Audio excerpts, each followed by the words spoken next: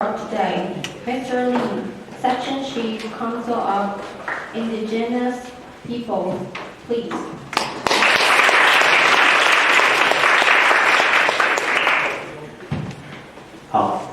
Your Excellency, Ambassador Wu World大使 all the wonderful colleagues of INPR, and thank you for the invitation so that I could be here, and also thank you for hosting such a wonderful event.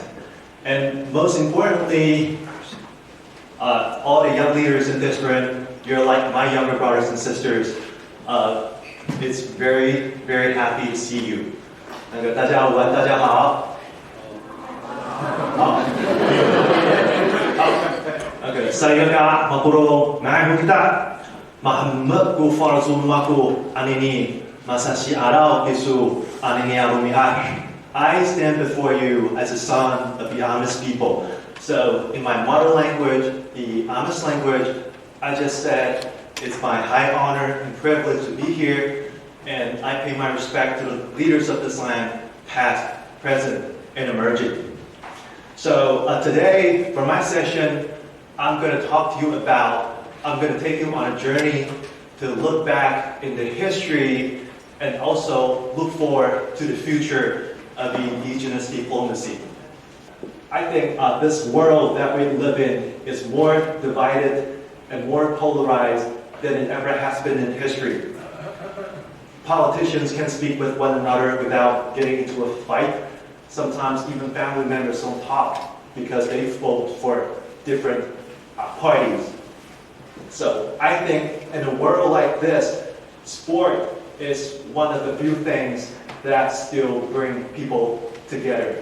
Sport brings people together within countries, and sport brings people together across countries. The Olympics, the World Cups. I believe sport is the ultimate level playing field. It doesn't matter the color of your skin, your size, height, weight, even sexual orientation. If you can play, you can play. It's also important to know that sport has the power to heal. It has the power to change things. And we need that power in many of Taiwanese communities, especially in indigenous communities. So to tap into that power, Taiwan has been hosting the National Indigenous Games since 1999. 这个 National Indigenous Games 叫做全国原住民族运动会 which is the biggest indigenous sporting event in this country. And in 2021, we did something truly incredible by bringing together the athletes from 8 countries and to partake in the games. And the performance on the field was phenomenal. And also last year, we took a huge step further by putting together a team of New Zealand, Maori, which is the first time in history that we have a team representing a country to partake in the National Indigenous Games. I'm going to show you a video later. There were 35 incredible young Maori individuals who joined the games of, as you can see, traditional hunting, boat racing, and also wood cutting. So this is the picture where the athletes had to do a 4-kilometer run, and they had to do it under the blazing sun. And when they do it, they have to carry the weight of over 70 kilos. As you can imagine, that's no easy feat in a scorching hot day. So the athletes over here, the athletes from other teams, they came over, they ran along with the Maori and tried to pour water on them to cool them down. That's when I realized that the connection, the bond, was right there. You didn't have to force anything. It just happened so naturally. And I think that's something we, as indigenous Taiwanese, should hold on to. So today, There are going to be 3 stories I want to share with you. With my stories, I wish to answer the 3 major questions you may have about me or my office. First, what's CIP? What's the Council of Indigenous Peoples?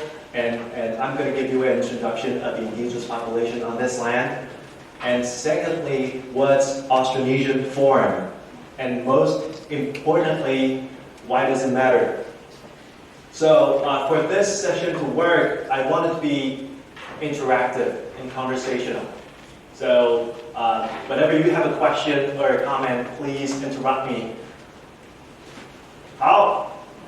So first, what's CIP? So for all of this to make sense, I'd like to start by talking about the indigenous population in Taiwan. There are 16 officially recognized indigenous peoples, indigenous group, with a total population of over 600,000 people, which account for about 2.5% of this island. As you can see, I know all of you are from Taiwan, so you're pretty much very familiar with the map, but what you are not familiar is the indigenous distribution on this island.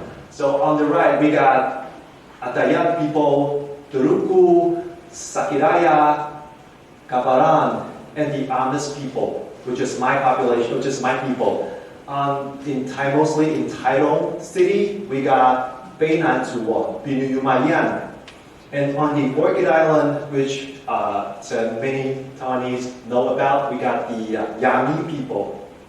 So on the Central Mountain area, we got Saixia Zuo, Saixia, and Zedek, and Dao, Shaozu, Zhao, and Zhouzu, which they are based in the Alishan Mountain. And also, we got in Kaohsiung City, we got Ganagarapu, La Rua, Bunung, Rukai, and Taiwan. So all of this presents a very, very diverse culture in Taiwan. As you can see, some of them live in the Central Mountain area, and some of them live in the coastal area. Yeah, that's the video of the overall introduction of the 16 indigenous groups in Taiwan. Actually, there are more than 16 groups. The 16 is a number that has been recognized by the government, but there's been a constitutional court ruling that the Pingpu people could also be recognized as indigenous. So I think if you're really counting the numbers of the groups, there are over 20 indigenous groups in Taiwan, which is very, very amazing. So in order to be in service of the indigenous population, the CIP, our office, the Council of Indigenous Peoples, was founded in 1996 as a ministry-level government agency to promote policies with a focus on indigenous population. So this is the structure of my office, and they are right over there. There are 6 departments that handles different indigenous policies, and it pretty much covers every aspect of indigenous life in Taiwan. We now have a member of over 300 people, and our budget is about $11 billion, which is a lot of money and a lot of people. But all of this didn't come overnight. Before CIP was founded, there used to be a time when our people had to go out on the streets to protest the government for the languages and the histories and the culture that's been taken away from us. So 1984 was the year of the rising of the indigenous social movement.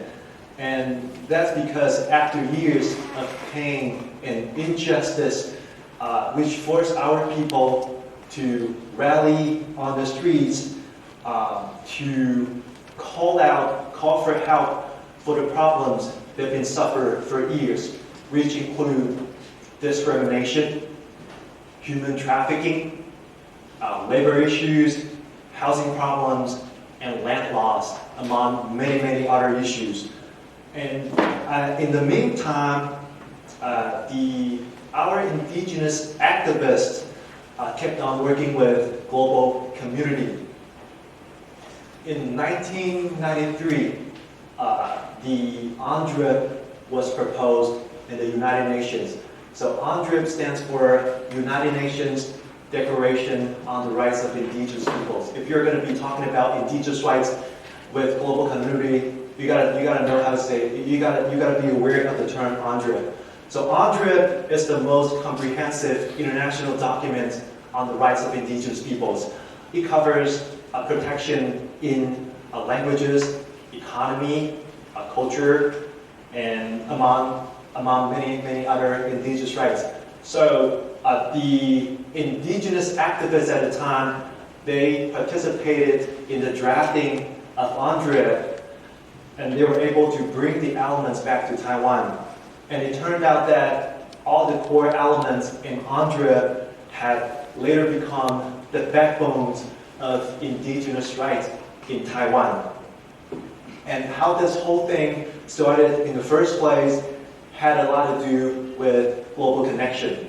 So in 2005, a very, very important bill was passed, the Indigenous Peoples Basic Law, which is the highest standard of indigenous rights in Taiwan. So if you compare it to the UNDRIP, you're going to find out that over 90% of the article, over 90% of the elements are very, very similar. And I believe our country, Taiwan, was very lucky to be able to pass our basic law even 2 years before the adoption of UNDRIP. And we could never have done it without the inspirations and insights from the international community. That's why CIP, my office, has been keen to pursue international connection. So in 2015, the former minister of CIP, my council, former minister Lin Jiangyi, he led a delegation to Canada to find out about the indigenous financial diplomacy, financial policy in Canada. So this photo was taken at TECO, Taipei Economic and Cultural Office in Toronto, where we're having a meeting with Ambassador Wu. So he was then the director of TECO at the time. So this photo was taken over 10 years ago. And back then, I was in that delegation. At the time, I was no good at the language. Neither did I know anything about indigenous diplomacy. I'm not going to say I do know, I'm very good at diplomacy right now, but I got a lot better. But so when INPR, when the organizer contacted me, wanted me to be one of the speakers of this program, I was very excited to find out that Ambassador Wu was actually one of the main organizers behind this program. And you know, people say you can connect the dots looking forward. You can only connect them looking backward. Because if I had not been to Canada 10 years ago, maybe I wouldn't have the chance to be here. That's somehow, when I look back, the dots were all connected. So, I'm going to be talking about my second story. What's Austronesian Forum? Now, this is the map of the Austronesian region. We call it Austronesian, 南岛. So geographically, this is the largest language family on the face of the earth, with a total languages of 1,200 languages, starting from Taiwan up north to New Zealand down south, and Madagascar in the west, and Easter Island to the east. And based on research, they say that Taiwan has the most diverse language source, which proves Taiwan to be the homeland of the Austronesian family. And in 2021, we launched the TV series called The Secrets of the Ocean Tribes. And it's a project we have with National Geographic Channel, to take the viewers on a journey to find out about the Austronesian culture through our cultural similarities, which includes seafaring culture, weaving, and also artworks and pottery. There are 3 episodes which could be easily found under the National Geographic channel. So if you haven't seen it before, do yourself a favor. We got a QR code over here. It's now streaming online for free on YouTube. If you have time, feel free to take a look. Since we've been talking about the Austronesian, Taiwan is the homeland. So the first starting point is supposed to be Taiwan. There's no doubt, no-brainer. 这题根本送分了哈。But the fact is, the people in Taiwan, they have to stay here for 1,000 years until they move on to the Philippines. The reason behind that is that at the time, the ocean is actually a barrier instead of a pathway. So that barrier was conquered later after the invention of outrigger canoe. So Philippines is the number 2. One of the group that kept talking about proximity. I really appreciate that because this region, the Melanesia Islands, they got small island chains connecting with one another. So they were able to row the boat with canoes that you're able to travel. So when they're in the Philippines and they move down south to the Borneo, Sulawesi, Java, and Timor. So that's stage 3. So, and the people in the stage 3, they would later move on to the Marianas and also to the Fiji, Tonga, Samoa, this area. This is called the Western Polynesia. And also the people living here would later move on to Madagascar and later. So this the green area over here, they're number 4. So I'm going to make this black and white next time I have this exercise. How? So the people living here in the Bismarck Archipelago, they are the Lapita people. They are great seafarers. So they will later move on to the up north to the Marshall Islands. And I was earlier talking about the Fiji, Tonga, Samoa. They are the Western Polynesia Triangle. They were later, it took 1,000 years for these people over here, for the people over here to invent the double hull canoe, which is a very large, ancient seafaring, like a very large boat. And they would then move on to the big Polynesian Triangle over here, which includes Hawaii, Easter Islands, and many, many other islands. And they would eventually arrive in New Zealand. If you didn't get the numbers right, there's nothing to worry about, because the practice was not about coming up with the right answer. It's about imagining how the ancient Austronesians were able to travel across the Pacific without any modern technologies whatsoever. And this is really the greatest chapter of human history. And I think it's something we as humans can be proud of. How? So to celebrate this indigenous legacy, my office initiated the Austronesian Forum in 2018. So in that year, we gathered presidents, governors, ambassadors, and ministers across the Pacific to celebrate this wonderful legacy.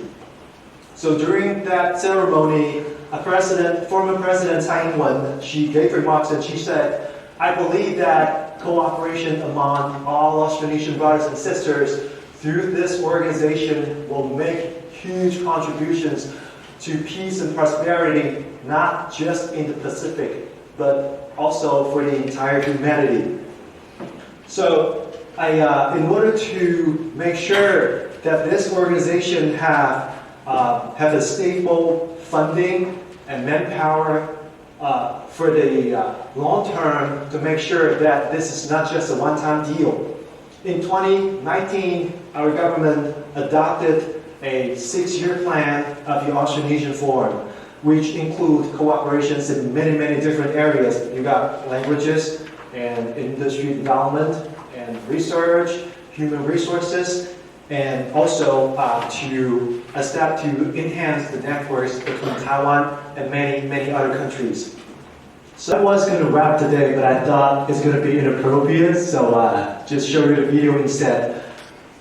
It's been over 5 years since my recovery, and being a cancer survivor, I don't really talk about this part of my journey. So many of my friends at work, they don't even know about this. But I believe the moral of my story is actually pretty simple and perhaps cliche. It's probably something you already know. But if I'm being honest with you, it's the experience of getting sick that enabled me to understand that every day I get to live is truly a bliss. And it's something that I have to cherish with my whole heart. So, in conclusion, I like to quote from one of my favorite comics, A Slam Dunk, 灌篮高手. Anybody ever seen it before? 还好啦幸好我自己就曾经有几次问，就没有人看过《灌篮高手》，真的是代沟啊，那个 generation gap。Because I want to be true to the story， 我讲点中文哈。灌篮高手是大概全台湾大概30到50岁所有的篮球少女都一定会看过的漫画，这是篮球漫画的巅峰。然后这个是最后一集那个时候主角樱木花道他为了要救球，然后就受伤了，然后就被换下场。但是还想要继续打，所以他就跟他的教练说。老爹，你的最光荣的时刻是什么时候？是全国大赛的时候吗？然后主角就说，我只有现在，所以把握当下，现在就做，最好的时机永远都是现在。This is the end of my presentation. Thank you very much. 谢谢大家。